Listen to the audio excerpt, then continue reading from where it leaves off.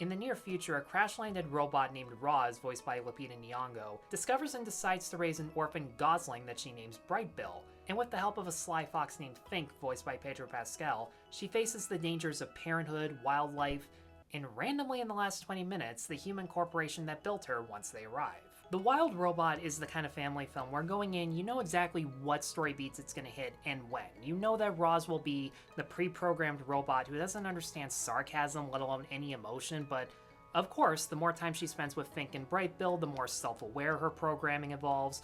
Fink will start off being the sidekick that is helping, even though in reality he just wants to eat Brightbill's ass, but of course he softens up because Roz and Brightbill are the only ones left in his life that treat him with any kindness or respect. There's a liar revealed twist halfway through that splits up the characters for a bit, but thankfully it's only for about 5 minutes and they start working together again afterwards. That was really refreshing to watch. And all the forest animals, once they meet Roz and Brightbill, immediately are distrusting of themselves and each other until something happens towards the climax where they all have to work together and technology and nature need to coexist. Big shocker there, but it's the kind of movie where even though it's preachy and predictable, you don't care because the animation, the voice acting, the characterization are so good that even the most generic moments are funny and heartwarming to watch. I personally would have preferred that this had been a 2D animated movie as opposed to CG trying to mimic hand-drawn, just because we see one more often than the other. It'd be nice to have some variety from American animation studios anyways, but that doesn't change the fact that this is bright, vibrant, colorful, and beautifully fast-paced. Director Chris Sanders described the style they were going for as a Monet painting in a Miyazaki forest, and I can't believe I'm saying this, but it didn't hit me until after I saw the movie that there were so many clear Ghibli homages through the background and character designs. I mean, especially when you look at Roz's design and compare her to the Castle in the Sky robot. I looked up a picture of that specific robot and I realized that throughout the last third, Roz is covered in trees and bushes just like it is. I'm ashamed of myself for not realizing that until afterwards, but still, the story and animation take the right lessons from Ghibli on how to portray technology, nature, and wildlife coexisting. The fact that everything from Roz's body language, the lights on her, and the limited eye contact are what visually communicate everything she's going through without a mouth. That's really impressive as well, but not as impressive as how massive in scope this is. I saw this on IMAX, and I highly recommend everyone else does the same because the amount of epic ultra-wide shots portray this forest as gorgeous as it does dangerous. So dangerous that, this actually has a darker sense of humor than most family movies I've seen recently. There are so many times where characters come this close or just about die on screen. There are several times where as soon as one's dead, it's cooked alive, and they're the kind of animals that you can kill and eat on screen in a family film, but still, the timing is so fast and the delivery is so casual that it's just hilarious to watch. Half of Catherine O'Hara's comedy comes from the fact that she's a possum struggling to teach her joeys on how to stay dead. And I got 7 of my own kids. Yeah, make that 6. I'm not dead! Oh joy.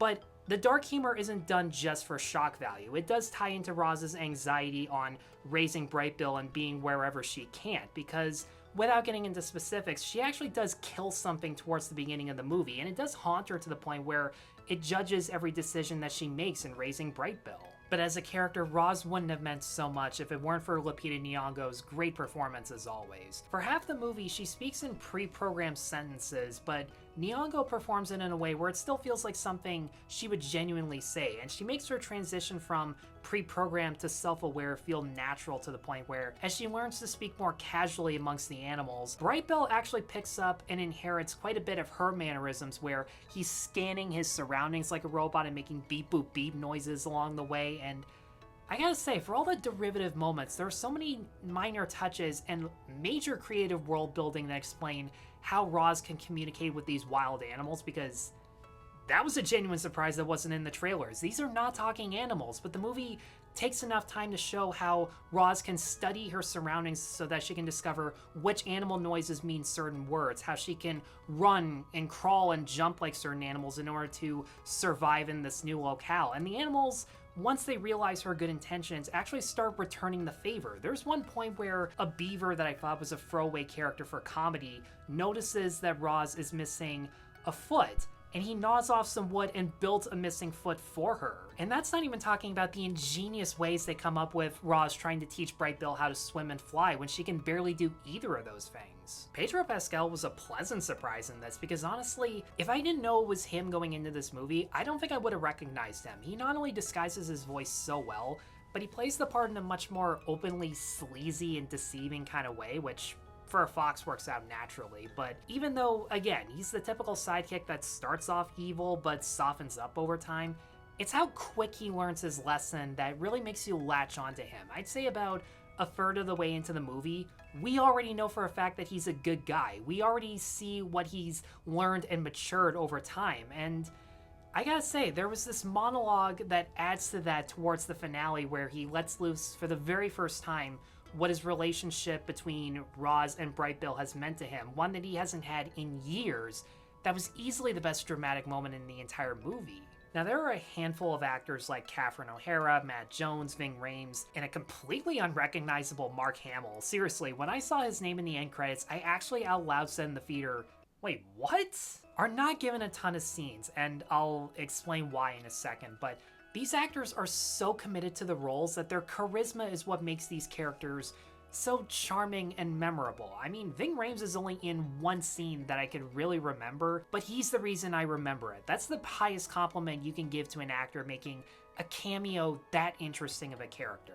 I'd say Catherine O'Hara probably has the most to do playing the only good mother she's ever done in her career, which is ironic because she's the kind of mother who vocally complains about her responsibilities, but is also quick to point out why she's a mother in the first place, which inspires Roz to look after Bright Bill. She also had a great motivational moment for Bright Bill that my audience just ate up like crazy. But Bill Nighy was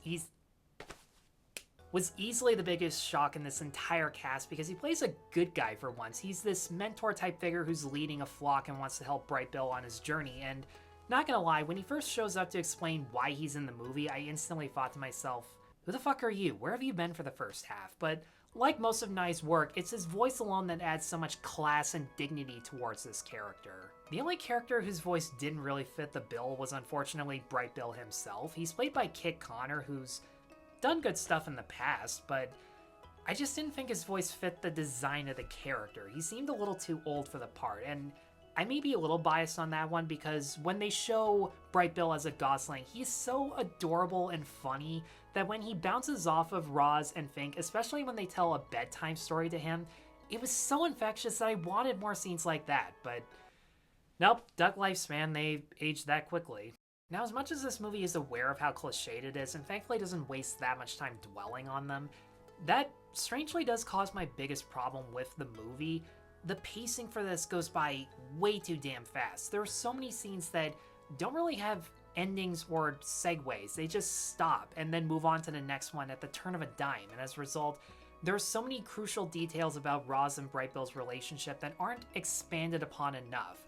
Side characters who were prominent in the first half or are crucial to one scene and one scene only practically disappear into the background until it's convenient for the plot to happen. And the script tries to cram in so much story, characterization, backstory, and messaging that there are 2 or 3 times in this movie where I thought this was going to end. And to be honest, the movie should have ended at that point. It would have had a more mature, bittersweet event to it where characters don't get to say goodbye. There are certain things that are left unresolved, but to be honest, that's what makes it more dramatic. That's what would have made it more impactful in my opinion. But nope, the last 20 minutes we gotta cram in an environmental message that has nothing to do with the rest of the film, is incredibly heavy-handed, and you gotta have that man and machine versus nature and machine fight that wasn't the worst thing to watch. There are a couple good action scenes about it, and to her credit, Stephanie Hsu really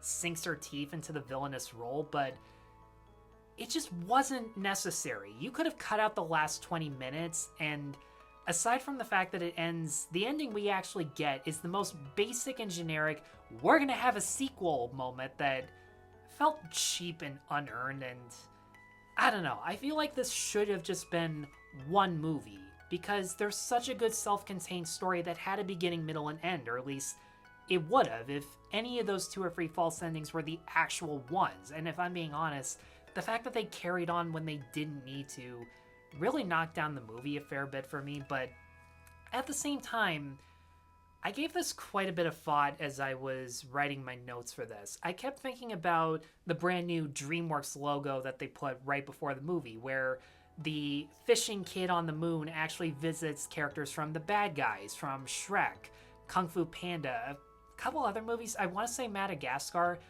and that's really where it hit me. DreamWorks is the studio where you know where the story is going to go. You've seen it a million times, but it's these characters, it's the atmosphere and world building that they excel at, the reason that we go see these movies in the first place. And The Wild Robot has some of the best examples of what makes a great DreamWorks movie. The characters are so likable and they're easy to root for. The voice acting is top-notch. The animation is gorgeous. And honestly, this is the one time where that's really all I need with a movie like this. And if you have kids or you just love animation that much, definitely go check out The Wild Robot. It's worth the watch. And with that, guys, thanks as always for watching. Let me know in the comments below what you thought of The Wild Robot. Be sure to stay tuned for more reviews. Be sure to check me out on Patreon and buy me a coffee. And be sure to like and subscribe. Take care.